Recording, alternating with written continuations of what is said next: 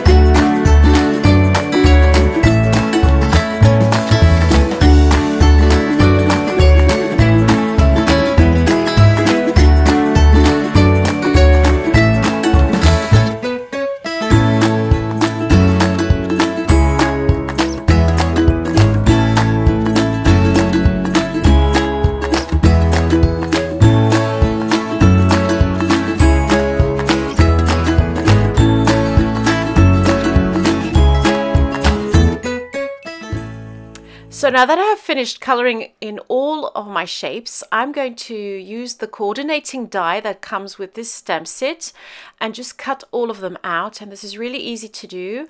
I did cut the paper up a little bit so that I could use my mini blossom die cut machine from Altenew, and you can see how easy this is to do. So I'm just rolling that through the mini die cut machine and I have all my pieces. So now that I have all my elements, and one of them didn't cut all too well, so I'm just going to snip off those little white bits with a scissor. I'm going to create my layout. I also cut out of some white cardstock the mandala shape, which you can see here, and I also used a couple of shapes which I cut out from the Enchanting Waves paper pack. And I used another one of the dies from the Geometric Flower set, which is this kind of scalloped, but irregular scalloped shape to it. So as you can see here, I'm just playing around with all the shapes and the different pieces until I'm happy with an overall design. Now, I wanted to use this lovely word friends, which comes in one of our wood veneer embellishment sets, but it kind of broke. But that isn't a problem. I just popped it back onto the acetate and I'm just going to color in the word using the teal shades once again. So I started off with Mountain Mist and I'm going to add some of that darker color at the bottom, and that way I get a kind of ombre effect on that wood. So I'm just going to add that to all the letters, just starting with a lighter color and then adding the darker color, and you can go over with the lighter color just to blend it on the wood as well. So it works really well on the wood veneer too, and you get this really wonderful effect. And once I'm happy with how that looks, I can pop it on to my layout, just making sure that the broken parts just really fit together nicely and you won't see it on the layout.